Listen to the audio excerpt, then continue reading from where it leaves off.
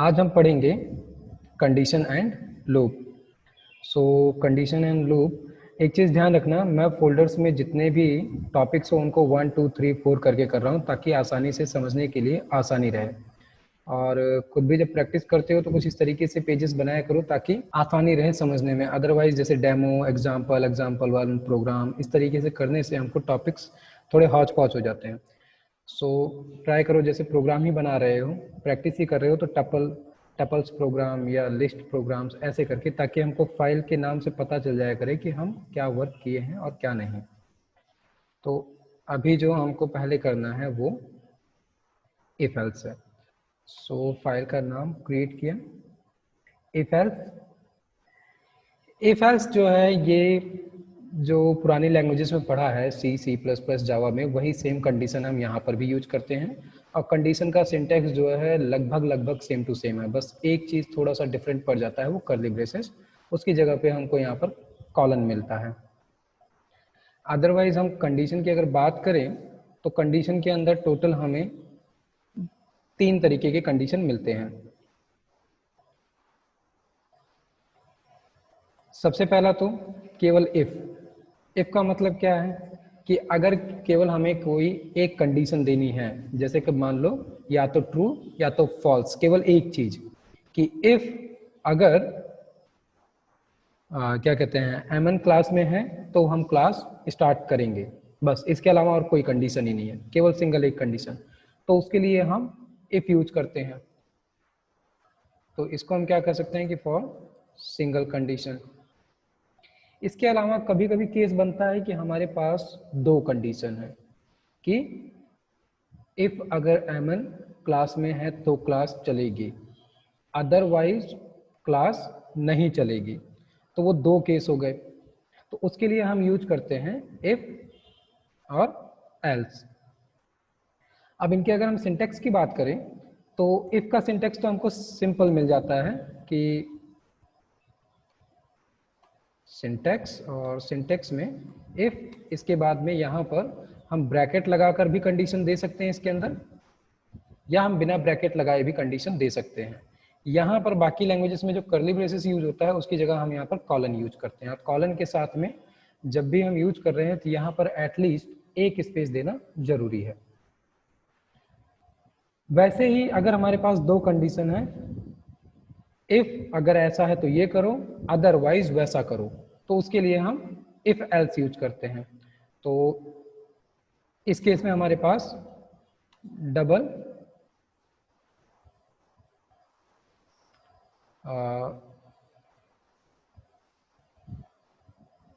Double body हो गई। That means कि कंडीशन तो हमारे पास एक ही है कि इफ में ही हम केवल कंडीशन लगा सकते हैं। एल्स का मतलब क्या हुआ कि अगर इफ की कंडीशन नहीं है सही तो वो एल्स को हमें दिखा देगा।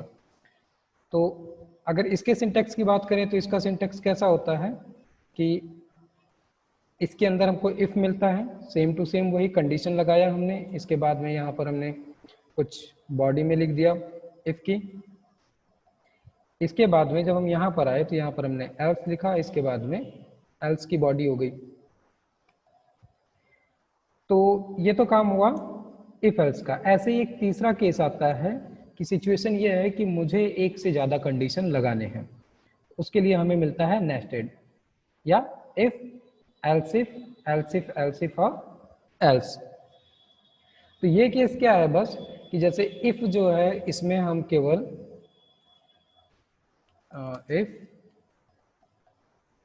इफ एल इफ और एल्स,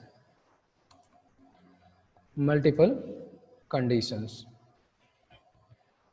सिंटैक्स, अगर हम इसके सिंटैक्स की बात करें तो यहाँ पर हमें सबसे पहले तो इफ मिलता है, सेम टू सेम जो कंडीशन हमको चलानी हमने वो चलाई, इसके अंदर हमने इफ की बॉडी लिखी। इसके बाद में मान लो कि हम कंडीशन ये लगा रहे हैं कि इफ एमन और मेघा क्लास में है तो क्लास चलेगी, ये तो एक कंडीशन हुई। दूसरी कंडीशन हमने लगाई कि ठीक है अगर एमन क्लास में है तब भी क्लास चलेगी। अब हमको 2 अलग अलग कंडीशन लगानी है तो उसके लिए हमें यहाँ पर मिलता है एल इफ। बाकी लैंग्वेजेस में ये जो लिखा जाता है ये लिखा जाता है एल्स इफ, लेकिन यहाँ पर इसको शॉर्ट फॉर्म किया गया है एल इफ। तो यहाँ पर भी वही सेम टू सेम होता है कि हम यहाँ पर कंडीशन लिखना चाहें तो ब्रैकेट के साथ लिखें या बिना ब्रैकेट के लिख सकते हैं। ये सेम टू सेम वर्क करता है इफ जैसा ही, बस डिफरेंस ये है कि यहाँ पर कीवर्ड का नाम एल इफ हो गया। फिर इसके बाद में वही सेम टू सेम हम जितने कंडीशन है हमारे पास उतने कंडीशन हम यहाँ पर लगाते चले जाएं, और जितना बॉडी उसके अंदर हमको दिखाना है हम दिखाते जाएं, और एट द लास्ट जब हमारी सारी कंडीशन खत्म हो गई तो एक डिफॉल्ट कंडीशन हमने लिख दी एल्स में कि ठीक है, जब कोई भी कंडीशन नहीं सही होगी तो एल्स जो है वो एट द लास्ट एक मैसेज शो कर देगा कि सारी की सारी कंडीशन फॉल्स थी। ऐसा कुछ करके कुछ भी हम जो दिखाना चाहें वो दिखा सकते हैं। तो कंडीशन में हमें हमेशा 3 चीजें मिलती हैं। और जो बात की जाए लूप क्या कहते हैं नेस्टेड कंडीशन की, तो हमने अभी प्रीवियस क्लास में देखा था कि डिक्शनरी के अंदर हम डिक्शनरी यूज कर रहे थे कि एक डिक्शनरी है उसके अंदर हम एक डिक्शनरी और यूज कर रहे हैं, उसके अंदर एक डिक्शनरी और यूज कर रहे हैं। इसको कहा जाता है नेस्टेड कंडीशंस। नेस्टेड मतलब कि एक के अंदर एक, एक के अंदर एक, एक के अंदर एक हम यूज करते चले जा रहे हैं। जैसा हमने लिस्ट में किया था कि लिस्ट के अंदर लिस्ट थी और उस लिस्ट के अंदर भी हम लिस्ट रख सकते हैं। वैसे ही हमारे पास अगर कंडीशन है तो हम कंडीशन के अंदर भी कंडीशन लगा सकते हैं और उस कंडीशन के अंदर भी कंडीशन लगा सकते हैं। तो इसको हम मल्टी लेवल कंडीशन कह सकते हैं। ऐसे में थोड़ा कंफ्यूजन होने लगता है जब हम बहुत सारे कंडीशंस लगाएं, लेकिन वो भी अगर हम सीक्वेंस स्टेप बाय स्टेप चलेंगे तो कंफ्यूजन नहीं होगी। यही सेम केस लूप के लिए भी हमको मिलेगा कि हम लूप के अंदर नेस्टेड लूप चला सकते हैं, और यही सेम केस फंक्शन के साथ भी मिलेगा कि हम फंक्शन के अंदर फंक्शन भी चला सकते हैं। तो इनको नेस्टेड कंडीशन कहा जाता है, मतलब कि एक के अंदर एक, एक के अंदर एक हम बार बार रिपीटेशन कर रहे हैं। तो ये जो बात थी ये तो सिंटेक्स की बात है। अब यहाँ से जो है सिंटेक्स पे खास ध्यान देना पड़ेगा क्योंकि हम जो यूज कर रहे हैं ये है कंडीशन। और अब यहाँ से स्टार्ट होता है हमारे ऑपरेटर्स का काम। Just a minute.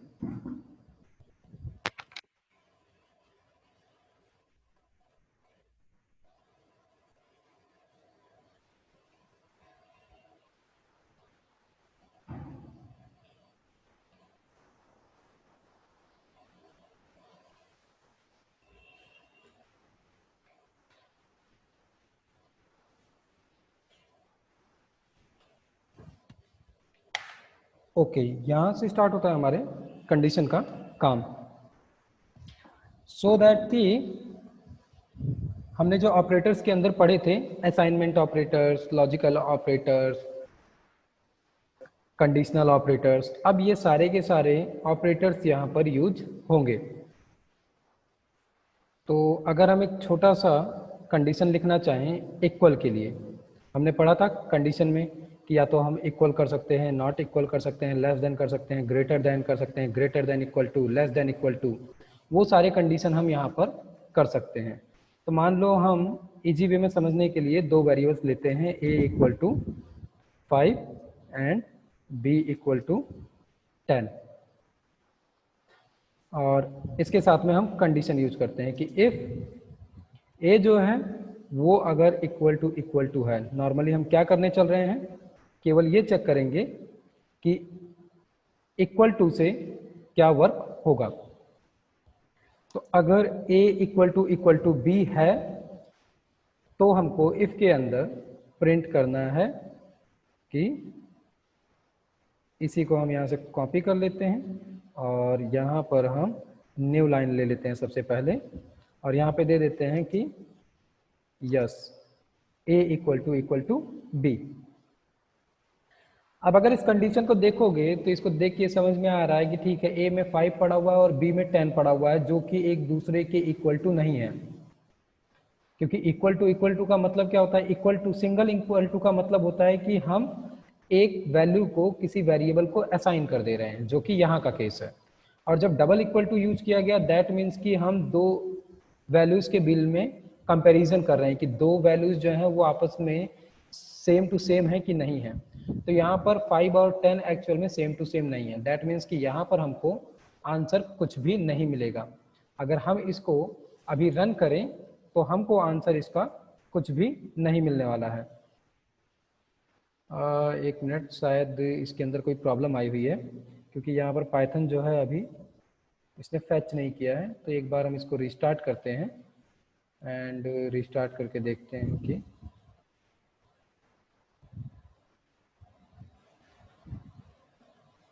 सो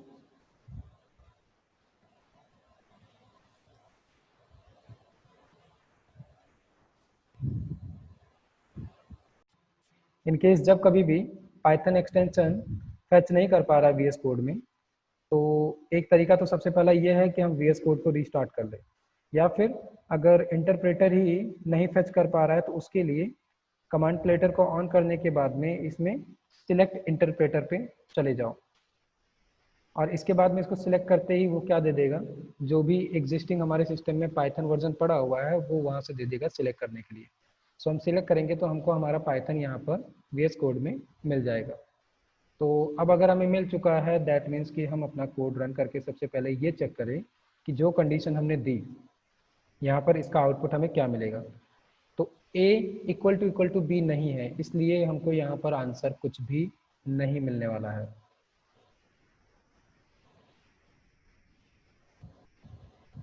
ठीक है, हमको यहाँ पर आंसर कुछ भी नहीं मिला है। इसी की जगह पे अगर ये तो एक कंडीशन थी, अगर इस कंडीशन को हम थोड़ा सा इक्वल टू कंडीशन में रख लें, जैसे कि A और B दोनों में 10-10 पड़ा हुआ है, और अब अगर हम इसको रन करें तो हमको आंसर मिल जाएगा। क्या मिल गया कि yes A equal to B है। सो ये तो इक्वल टू का केस है कि ठीक है इक्वल टू है, लेकिन मान लो हमारा केस वही प्रीवियस है कि इक्वल A के अंदर 5 पड़ा है, B के अंदर 10 स्टोर हुआ पड़ा है। सो इफ के केस में तो ये कंडीशन फॉल्स है, इसलिए हमें आंसर नहीं मिलने वाला है। लेकिन एक केस हमको मिलता है एल्स का, कि हम एल्स लिखकर अगर प्रिंट करें तो कंडीशन चाहे जितनी भी ऊपर लिखें, अगर किसी भी कंडीशन में से कोई भी सेटिस्फाई नहीं हो रहा है तो एट द लास्ट हमको एल्स में आंसर मिल जाएगा। तो दिस इज एल्स बॉडी। हमको केवल ये चेक करना है कि कंडीशन ना सही होने पे हमको एल्स मिलता है कि नहीं मिलता है।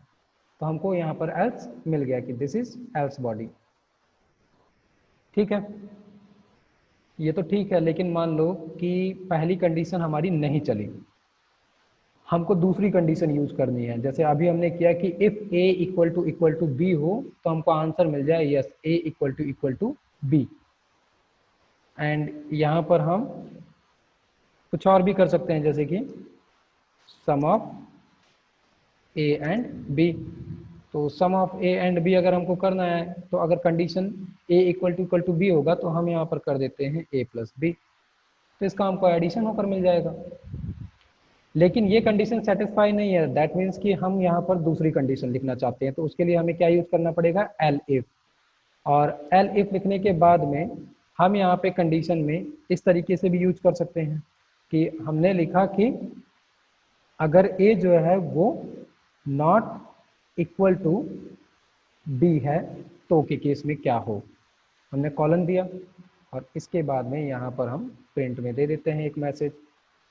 इसी को हम कॉपी कर लेते हैं और यहाँ मैसेज में दे देते हैं कि जब yes A not equal to B. इस केस में भी हम क्या करते हैं, इसको सम कराना चाहते हैं तो सम करा लेते हैं, सम ऑफ ए एंड सम की जगह ठीक है सम ही करा के देख लेते हैं हम, ए प्लस बी। किस केस में कि अगर a not equal to B, तो a और b जो है वो एक दूसरे के इक्वल टू है नहीं, दैट मीन्स कि ये कंडीशन सही हो जाएगी। कंडीशन अगर सही होगी दैट मीन्स कि हमको इस एल इफ का आउटपुट मिल जाएगा। मिल गया कि yes a not equal to B, और हमें आंसर इसका मिल गया।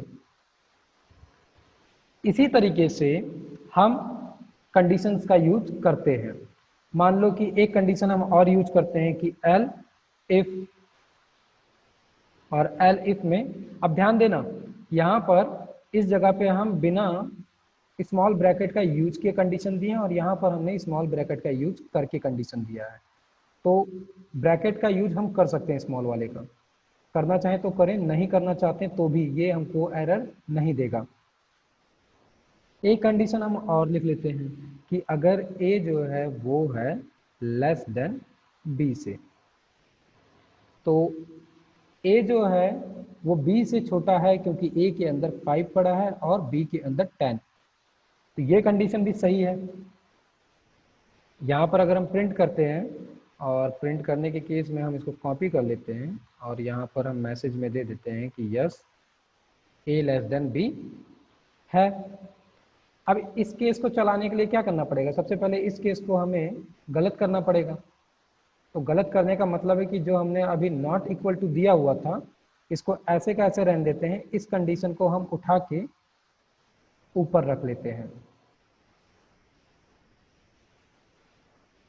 अब यहाँ पर अगर मैं क्वेश्चन पूछूं कि ठीक है इनमें से कौन सा कंडीशन चलने वाला है और हमको क्या आंसर मिलेगा, तो क्या बता सकते हो कौन सा कंडीशन है यहाँ पर हमको क्या आंसर देने वाला है। एल इफ और एल्स, चार अलग अलग कंडीशन, 3 कंडीशन है और एक लास्ट डिफॉल्ट कंडीशन है। तो इसमें से हमें आंसर क्या मिलेगा, पहला मिलेगा, दूसरा मिलेगा, तीसरा मिलेगा कि एट द लास्ट एल्स वाली बॉडी का मैसेज हमको मिल जाएगा।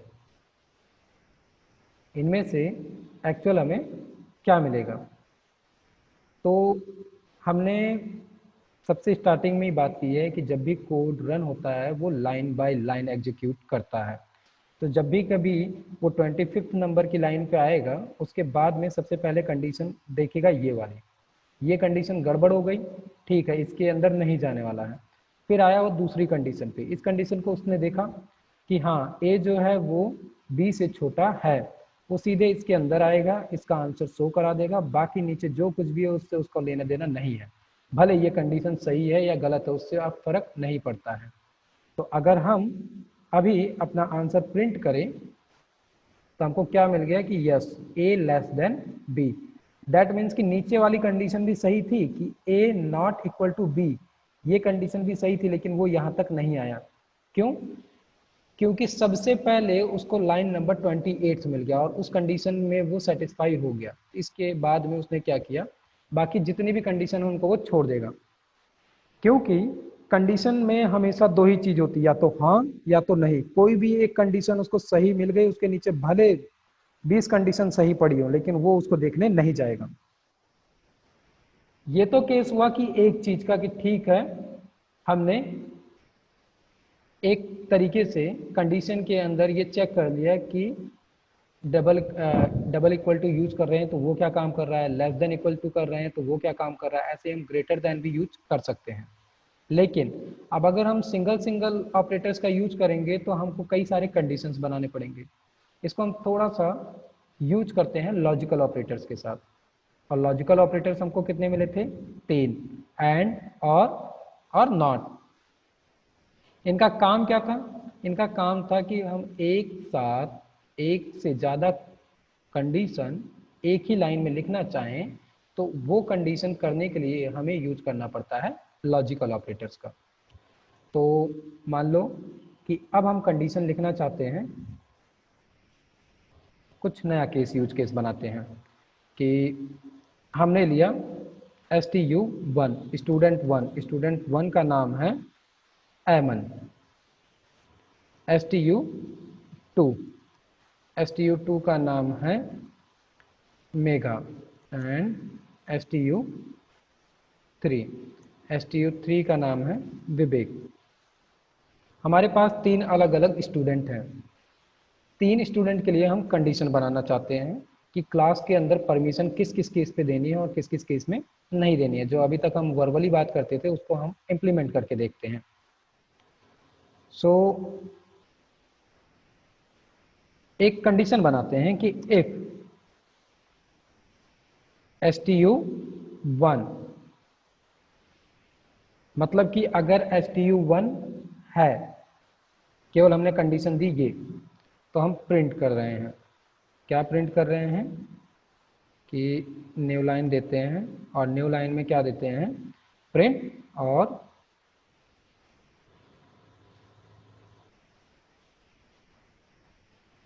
प्रेजेंट, और प्रेजेंट में हमने दे दिया STU1।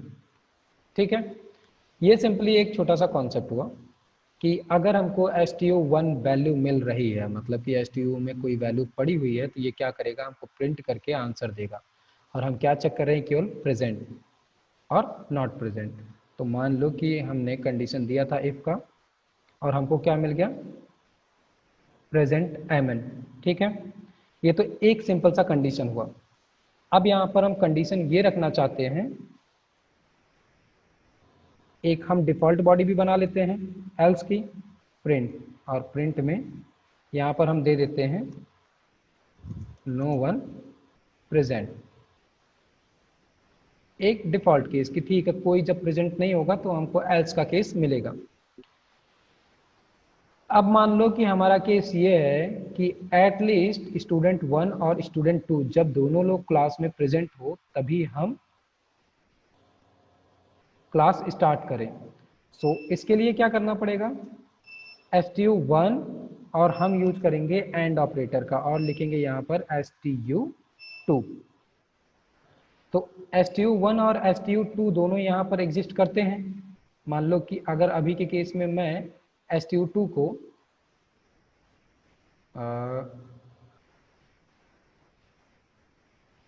यहाँ से ब्लैंक कर देता हूँ, STU2 एक्चुअल में है ही नहीं।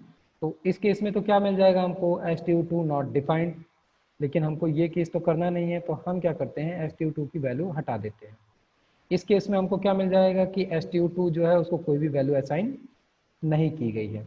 लेकिन अभी हमको केवल क्या देखना है कि जब STU1 और STU2 प्रेजेंट हों तो हम क्लास स्टार्ट करेंगे। तो यहाँ पर हमने मैसेज दिया कि प्रेजेंट, और अब हम यहाँ पर क्या यूज कर सकते हैं, फॉर्मेट का यूज कर सकते हैं। क्यों, क्योंकि हमारे केस में 2 स्टूडेंट हो गए हैं। सो यहाँ पर हमने स्पेस देना है और यहाँ पर एक वैल्यू और यूज करनी है। तो फॉर्मेट के अंदर हमने क्या दे दिया, STU1 कॉमा STU2।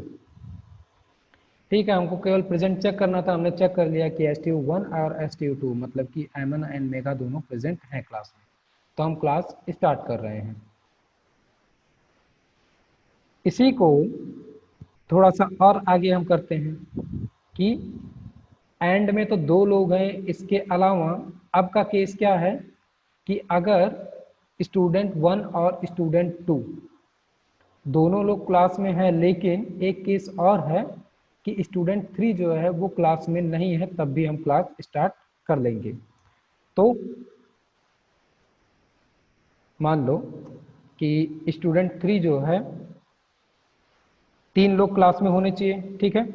और हम क्या कह रहे हैं कि क्लास में अगर 2 लोग भी प्रेजेंट होंगे तो हम क्लास स्टार्ट कर देंगे। दैट मीन्स कि अब ये वाले केस को हम थोड़ा सा हटा देंगे यहाँ से। अब हमें क्या चाहिए, हमारी कंडीशन ये है कि अगर क्लास में 2 स्टूडेंट प्रेजेंट है तो हम क्लास स्टार्ट कर देंगे। मिनिमम की कंडीशन आ गई 2 की, मतलब कि अब इन सारी की सारी वैल्यूज को हम लिस्ट के अंदर ले सकते हैं।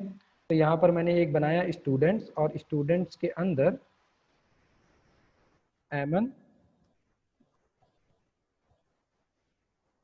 एंड मेघा एंड विवेक। और हमारी कंडीशन क्या है, अब यहाँ पर मैं इनको हटा सकता हूँ यहाँ से। हमारी कंडीशन ये हो गई कि अगर क्लास के अंदर 2 स्टूडेंट हैं तो हम क्लास स्टार्ट कर देंगे। इसके लिए कंडीशन हम क्या कर सकते हैं, हमने पढ़ा हुआ है एलियन मेथड। तो कंडीशन क्या होगा कि इफ LEN, और LEN के अंदर क्या है, स्टूडेंट्स। और हमको ये पता है कि स्टूडेंट के अंदर 3 इंडेक्स पोजीशन है, तो ये लेंथ में क्या काउंट करके लेकर आएगा, 3।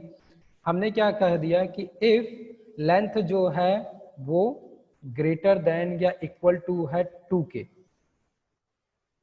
यही तो है कि हमारी कंडीशन क्या है कि क्लास के अंदर 2 स्टूडेंट अगर प्रेजेंट हैं या 2 से ज़्यादा तो हम क्लास स्टार्ट कर देंगे। लेकिन अगर क्लास के अंदर 1 स्टूडेंट होगा तो हम क्लास स्टार्ट नहीं करेंगे। सो यहाँ पर हम मैसेज क्या दे देते हैं कि टोटल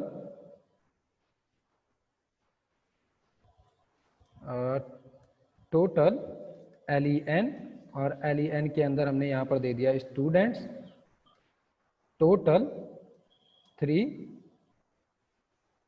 स्टूडेंट्स प्रेजेंट। ठीक है, एक मैसेज हमने दिया केवल।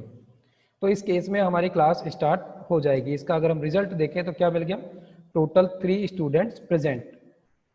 लेकिन मान लो कि क्लास के अंदर 3 लोग नहीं हैं, क्लास के अंदर केवल 1 लोग हैं, तो इस केस में होगा क्या, हमको एल्स का कंडीशन मिल गया कि नो वन प्रेजेंट।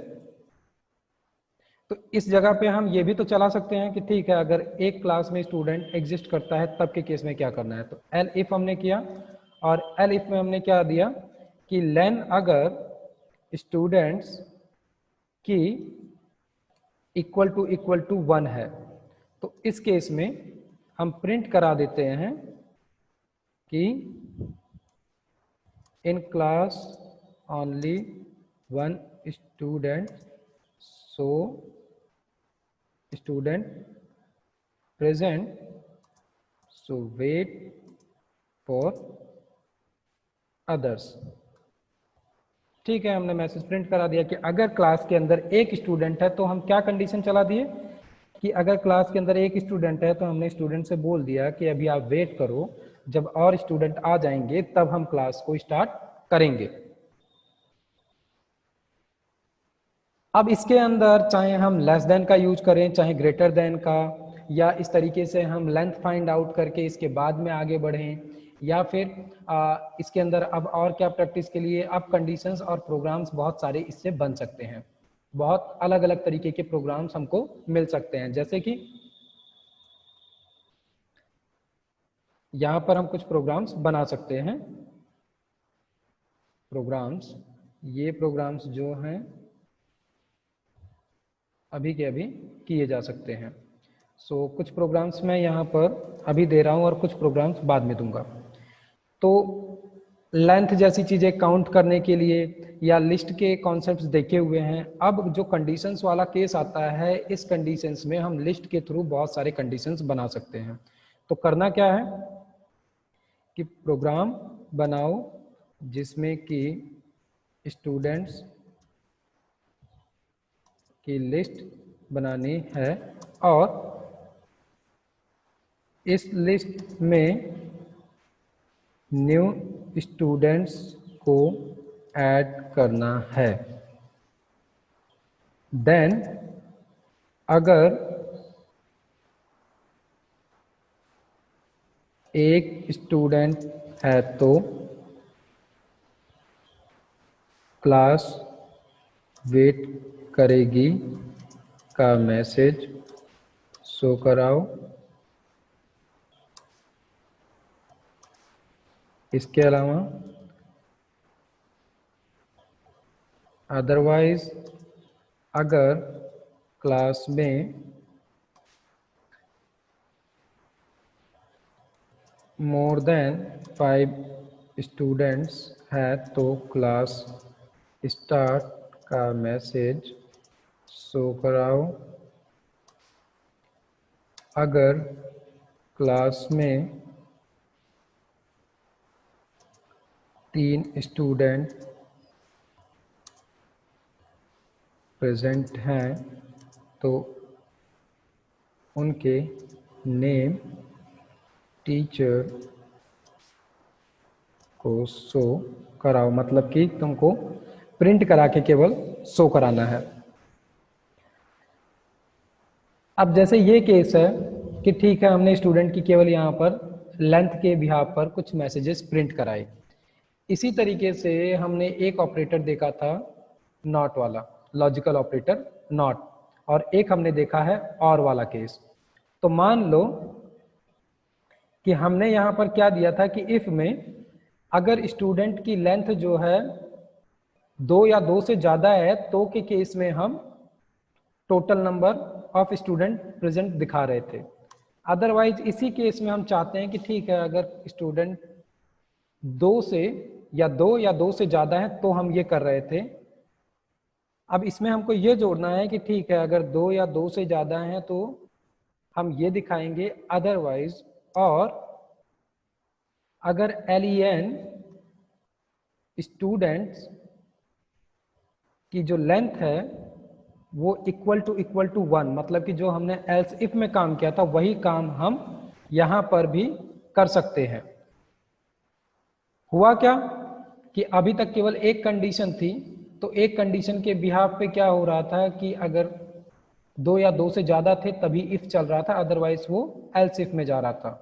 और उसमें भी अगर लेंथ 1 थी तब वो जा रहा था, नहीं तो वो सीधे एल्स को प्रिंट करा रहा था। अब हम क्या कर रहे हैं कि ठीक है, नंबर ऑफ स्टूडेंट की संख्या अगर 2 से ज़्यादा है या फिर कम से कम 1 है, तो के केस में हम क्या कर रहे हैं, स्टूडेंट जितने भी नंबर ऑफ स्टूडेंट प्रेजेंट हैं उनका हम काउंट शो करा रहे हैं। तो यहां पर क्या हुआ, टोटल 1 स्टूडेंट प्रेजेंट किसकी मदद से हो गया, और की मदद से, क्योंकि हम यहां पर एंड यूज नहीं कर सकते, क्योंकि हमें यहां पर केवल या वाली केस लगाना था कि अगर ऐसा है तो ये हो जाए, और अगर ऐसा आ रहा है केस तब भी हमारा ये आउटपुट हमको मिल जाए। तो हमको केवल और केवल 2 कंडीशंस लगानी थी, और दोनों में से कोई भी एक अगर ट्रू हो तो हमको इफ की बॉडी का आउटपुट मिल जाए। लेकिन अगर कहते हैं कि ठीक है इसी में थोड़ा सा हम और कंडीशन को कॉम्प्लिकेटेड करते हैं, मान लो कि ये एक कंडीशन थी, साथ में हमने कंडीशन क्या लगाया कि इफ स्टूडेंट की लेंथ जो है वो कम से कम 2 हो, और उसके साथ में एंड जो हमारे पास स्टूडेंट 1 है वो स्टूडेंट एमन ही होनी चाहिए। ओके, स्टूडेंट 1 तो हमारे पास कुछ बचा ही नहीं, हमारे पास है स्टूडेंट्स, और स्टूडेंट के अंदर जो 0 इंडेक्स पे स्टूडेंट है वो एमन ही होना चाहिए। अगर वो एमन नहीं है तो हम जितने भी नंबर ऑफ स्टूडेंट प्रेजेंट हैं हम किसी को भी शो नहीं कराने वाले हैं। ठीक है, तो इस केस में हम क्या करते हैं कि अभी के लिए ये और वाला केस जो है इसको यहां से हटा देते हैं, और यहां पे हमने कॉलन लगा दिया। तो अब केस क्या बन गया, केस ये बन गया कि पहली रिक्वायरमेंट ये है कि ठीक है कम से कम 2 लोग प्रेजेंट हों, और 2 लोग प्रेजेंट होने के साथ में ये भी जरूरी है कि जो पहला स्टूडेंट है वो एमन होना चाहिए।